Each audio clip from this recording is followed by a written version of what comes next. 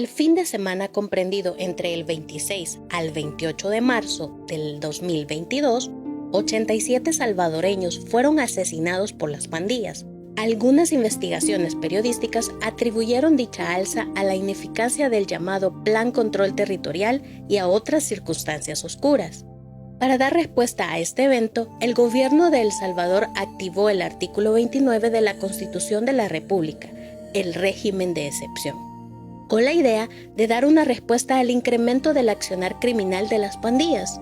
De esta manera, el sistema de seguridad pública, junto a la Fuerza Armada, inician una ola de arrestos. A casi 2 años, el régimen de excepción se ha vuelto un estado de excepción permanente que el gobierno prorroga una y otra vez. De acuerdo con datos oficiales, se han arrestado aproximadamente a 75,000 personas, pero según las organizaciones defensoras de derechos humanos, un 30% de estas capturas son personas que no tienen vínculos a pandillas, a quienes se les ha violentado el debido proceso. La principal problemática de la aplicación del régimen de excepción se originó en la orden superior que recibieron los policías que andaban en el terreno de capturar personas por cuotas diarias, las cuales debían cubrir bajo parámetros incluso de amenazas que recibían por parte de las jefaturas, que si no llegaban a esas metas no podían regresar a la base, tenían que continuar patrullando hasta completar el número de detenidos que les exigían. Ese ha sido la mayor complicación y quizás el mayor error que se ha cometido en la aplicación del régimen de excepción. Miles de mujeres, madres, esposas y hermanas de los detenidos arbitrariamente están asumiendo la responsabilidad de los hogares desintegrados por el Estado. A 125 kilómetros de la capital de El Salvador, en Tacuba, Aguachapán, vive Carlos, quien presenció un hecho que lo ha dejado marcado para siempre. Su madre, su abuelo, sus tíos y otros familiares fueron detenidos arbitrariamente por parte de policías y militares. Toda una familia de agricultores sin vínculos a pandillas que resultó afectada. Ahora, 11 niños, familiares de Carlos, están desprotegidos. Nosotros íbamos por toda la calle esta, y allá no había un poste que estaba allá. Ahí los detuvieron y solo dijo, van a revisar la mochila, y ya solo abrieron la mochila, pero solo iban viendo las mochilas y no las abrieron. Solo iban viendo y de allí los apartaron solo a uno, bien dejado que no lo iban a llevar y porque dijo que lo llevaran a él y no al abuelo, por eso se lo llevaron también. Dijeron, ¿cómo mejor llevémoslo también? Dijo, solo eso. Y de allí se lo llevaron y de allí después a mí me trajeron 4 policías para la casa y de allí vinieron a sacar a mi mamá y se la llevaron. Eso es lo que me aflige porque fíjate como la mamá de ese niño, ella es madre soltera, entonces ella se rebuscaba, trabajaba con las organizaciones, como le digo, y ellos le pagaban y de eso ella le compraba pues su alimento. Él está bien delgado y es lo que me aflige, porque un niño pide, no saben si hay, como le digo yo, uno de viejo sabe que no hay las cosas, aguanta, pero ellos ¿cómo pues?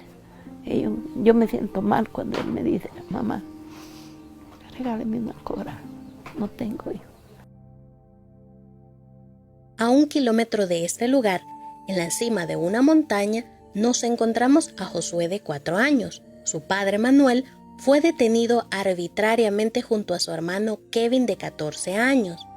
Manuel fue liberado, pero a los pocos días murió como consecuencia de los golpes recibidos en la prisión de Izalco.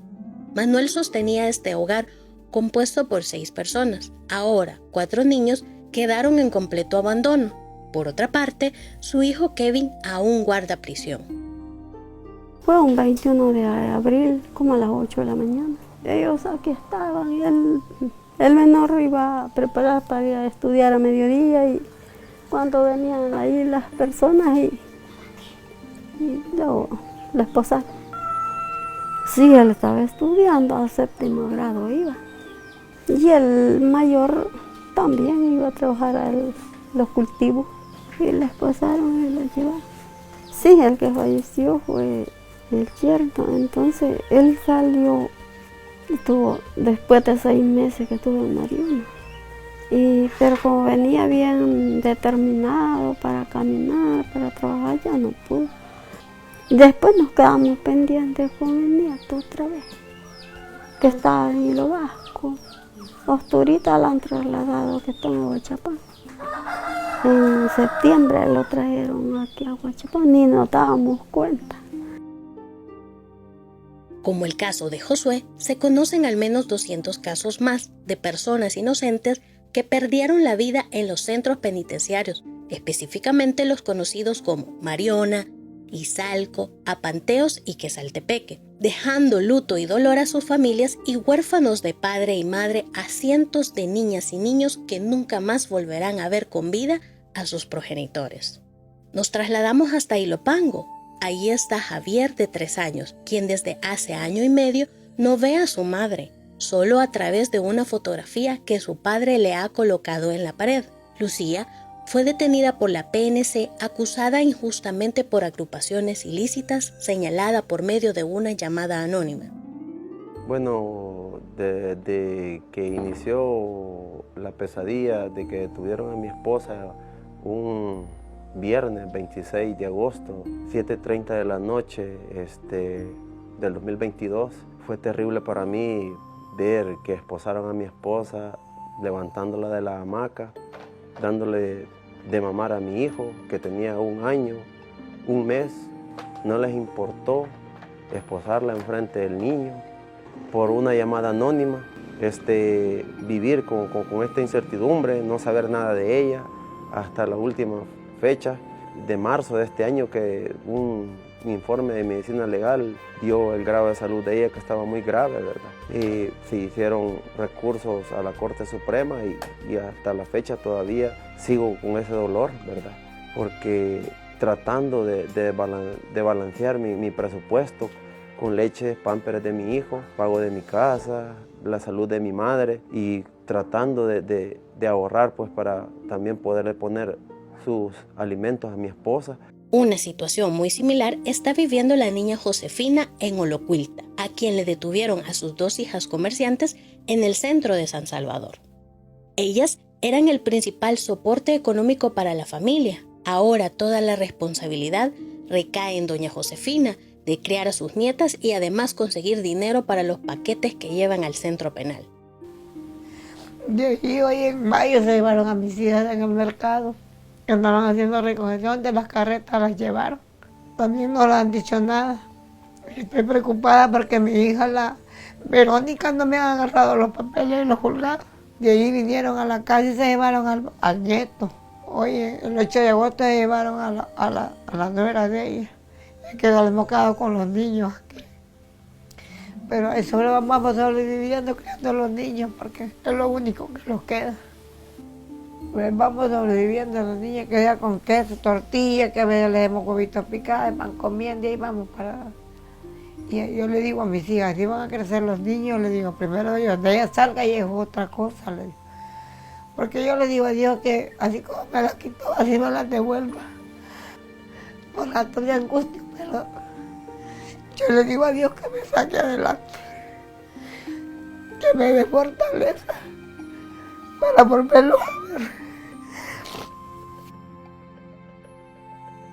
En cuanto a los centros escolares, estos niños, ¿qué es lo que presentan? Por ejemplo, deserción. Han emigrado internamente a otros departamentos o municipios del país porque los familiares que se han hecho cargo de ellos se los han tenido que llevar. Otros que se han tenido que ir fuera del país, ¿verdad? Por la misma situación de vulnerabilidad en la que quedan los niños. En cuanto a los niños pequeñitos de parvularia, por ejemplo, tienen una conducta como explosiva. Hay otro grupo de niños que van mal en el rendimiento académico, han bajado enormemente pero también hay otro grupo de niños que son explotados por los mismos familiares que se han quedado a cargo de los niños. En Cuscatancingo nos encontramos con Lolita, una sindicalista que pasó detenida en cárcel de mujeres y a panteos por 7 meses, acusada injustamente de ser miembro de pandillas, pero fue liberada bajo fianza. Para mí fue duro, le digo yo, que un 6 de mayo vinieran los policías a las 9:35 de la mañana, de repente me arrancaran mis hijos, cuando yo tuve oportunidad de ir a recibir capacitaciones como sindicalista afuera y yo sentía separarme de mis hijos.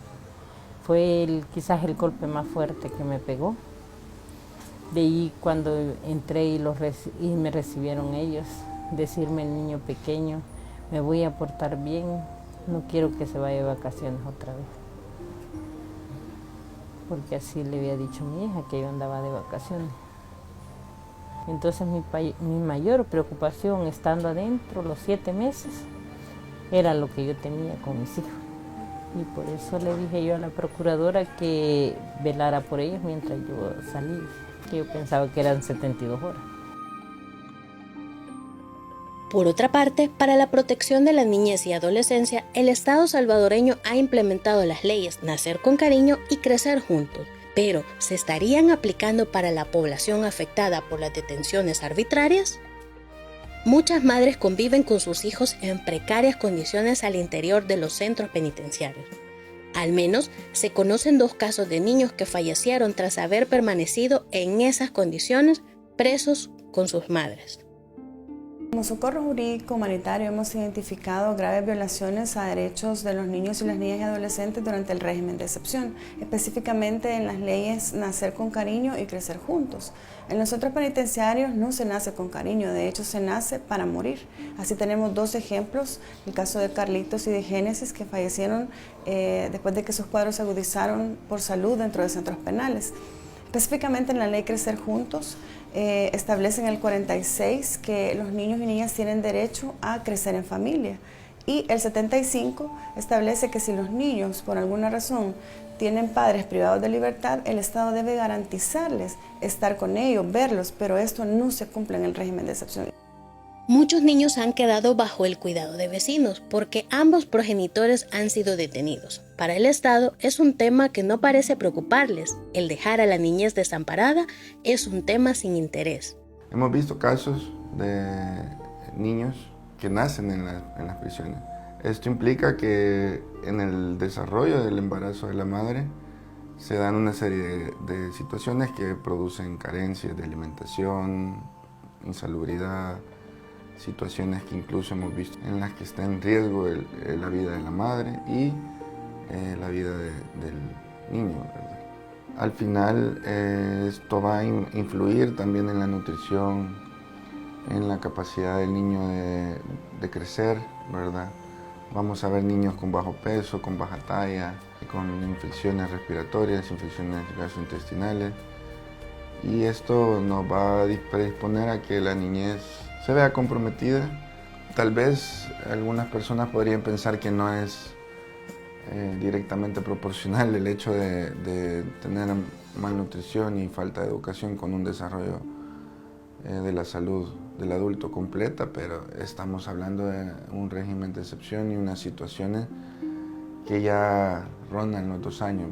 Si el niño o la niña presenció eso, enfrentó una situación, un evento traumático que va a desencadenar, por supuesto, otras secuelas como ese miedo, esa sensación de abandono también, esa sensación de inseguridad, de incertidumbre, al no terminar de comprender de qué se trata, por qué se llevaron al papá o a la mamá, a dónde están. Entonces en ellos o ellas se puede desarrollar o desencadenar un sentimiento de resentimiento también. Por otro lado, en su conducta también se ven signos y síntomas de afectación. Ahora pueden ser niños o niñas que se retraigan, que se aíslen, o por el contrario, que buscan la forma, la manera de cómo sacar ese enojo, esa tristeza que tienen, y van a estar en constante desafío a la autoridad. Vamos a ver niños o niñas también que pueden entrar en estados depresivos. Esto quiere decir en estados de profunda tristeza y desesperanza en la vida. Y acá entramos también a otro escenario de riesgo de niñez o adolescentes que pueden estar pensando en el suicidio como una forma de salir de esta situación traumática y dolorosa que están enfrentando. Se puede decir que por ahora este problema de vulneración de derechos humanos de la niñez es algo que no se visualiza, o al menos no públicamente, pero es algo extremadamente grave para los que lo sufren en carne propia. El trauma que estos niños están viviendo podría traer consecuencias en unos cuantos años más.